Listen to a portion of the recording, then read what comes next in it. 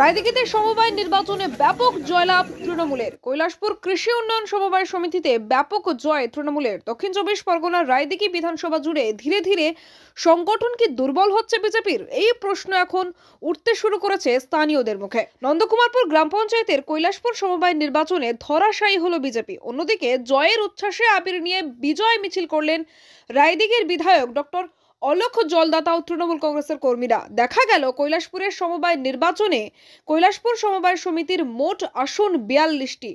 এখানে তৃণমূল কংগ্রেস ও বিজেপি ব্যাপক লড়াই চলে। মঙ্গলবার সন্ধ্যায় ভোট গণনার পর দেখা যায় 42টি আসনের মধ্যেই তৃণমূল কংগ্রেস 36টি আসনে জয়লাভ করে, পরাজিত হলো বিজেপি। পাশাপাশি সমবায় নির্বাচন ঘিরে গন্ডগোল এড়াতে রায়দিঘি থানার আইসি মানস চট্টোপাধ্যায়ের নির্দেশে বিশাল পুলিশ বাহিনী মোতায়েন করা হয় এলাকায়। না, অবশ্যই এটা মাননীয় মুখ্যমন্ত্রী মমতা বন্দ্যোপাধ্যায় তার উন্নয়নের জয়।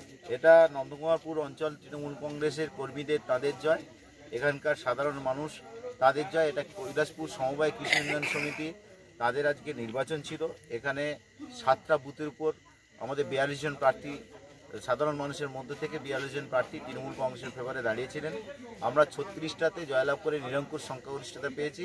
এটা অবশ্যই আমরা বলবো আমাদের মাননীয় মুখ্যমন্ত্রী মমতা বন্দ্যোপাধ্যায়, আমাদের ক্যাপ্টেন অভিষেক বন্দ্যোপাধ্যায়, তাদের যে মানুষের সঙ্গে জনসংযোগ, সেই সঙ্গে এখানকার আঞ্চলিক নেতৃত্ব এবং সবথেকে বড় কথা যাদের কৃতিত্ব মানে অপরিসীম, আমাদের বুথ স্তরের নেতৃত্বরা এবং যেসব প্রার্থীরা দাঁড়িয়েছিলেন তারা নিরলস পরিশ্রম করেছেন, কঠোর পরিশ্রম করেছেন এবং এনাদের উপর মানুষের আস্থা আছে যে আগামী দিনে একদম স্বচ্ছ দুর্নীতিমুক্ত একটা প্রশাসন বা স্বচ্ছতার সঙ্গে কোঅপারেটিভ চালাবে। সেই আস্থা এবং বিশ্বাসের উপর মানুষ কিন্তু ব্যাপকভাবে জয়লাভ করিয়েছে।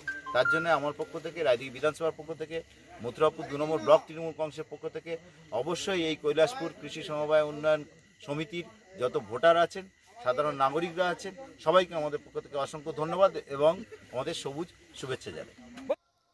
রায়দিঘি থেকে রেবতী মালির রিপোর্ট, ডিএন নিউজ বাংলা।